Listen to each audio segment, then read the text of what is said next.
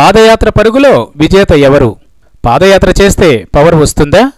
వైఎస్ఆర్ చంద్రబాబుకు కలిసి వచ్చినట్లే పాదయాత్ర చేయబోతోన్న లీడర్లలో ఎవరికి కలిసి వస్తుంది? చంద్రబాబు, జగన్, పవన్ ఎవరు ప్రజలను మెప్పించబోతున్నారు? తమ వద్దకు వచ్చే లీడర్లలో ఎవరిని హక్కున చేర్చుకుంటారు? సీఎం పీఠంపై ఎవరిని కూర్చోబెడతారు? ప్రజల వద్దకు చేరబోతోంది ఈ పాదయాత్ర పంచాయతీ. ఏపీ రాజకీయాలు హీటెక్కుతున్నాయి. అప్రకటిత ఎన్నికల వాతావరణాన్ని తలపించేలా అధికార ప్రతిపక్షాలు రంగంలోకి దిగుతున్నాయి. అక్టోబర్ నుంచి పాదయాత్ర చేస్తానంటూ వైసీపీ అధినేత జగన్మోహన్ రెడ్డి ప్రకటించేశారు. త్వరలోనే ఏపీలోని అన్ని జిల్లాల్లో పర్యటించేందుకు సీఎం చంద్రబాబు కూడా రెడీ అయ్యారు. ఇక నేను సైతం సై అంటూ పాదయాత్రకు పచ్చ జెండా ఊపబోతున్నాడు జనసేన అధినేత పవన్ కళ్యాణ్.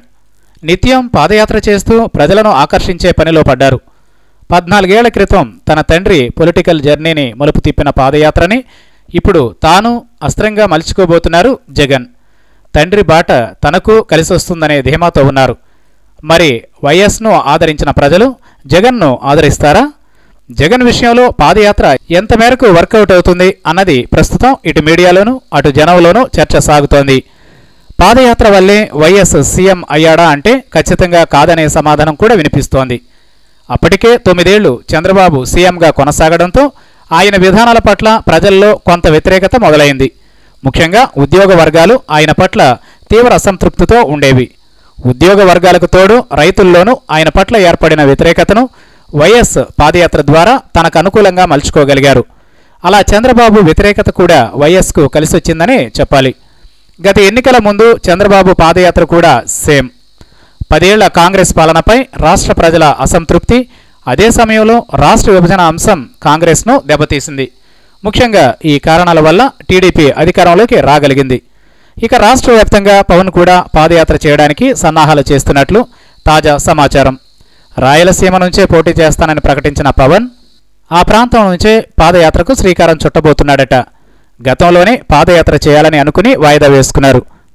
పాదయాత్రతో ప్రజలను కదిలించవచ్చని సన్నిహితులు చెబుతున్న సలహా మేరకు పవన్ ఈసారి భారీ ఎత్తున పాదయాత్రను మొదలుపెట్టాలని ప్లాన్ చేస్తున్నారని తెలుస్తోంది.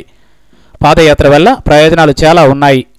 ప్రజల గుండె చప్పుడు వినొచ్చు, ఆ గుండెకు ధైర్యం కలిగించవచ్చు, అప్పటికప్పుడు ఓ భారీ భరోసా ఇవ్వవచ్చు. అప్పుడు ప్రజలకు ఆ లీడర్ ఉన్నాడన్న ధైర్యంతో ఓట్లు పడే అవకాశాలు ఉన్నాయి. నిజానికి రాజకీయాల్లో ఒక కొత్త శకం మొదలవ్వాలంటే సంచలనం ఏదైనా నమోదు కావాలి.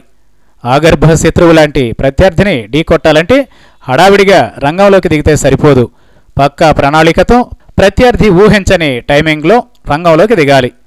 ప్రజల గుండె చప్పుడు సరిగ్గా వినాలి. గుండెకు ధైర్యం నింపుతూ వెళ్ళాలి. సరిగ్గా అలాంటి పని చేసేవారే విజేత అవుతారనడంలో సందేహం లేదు.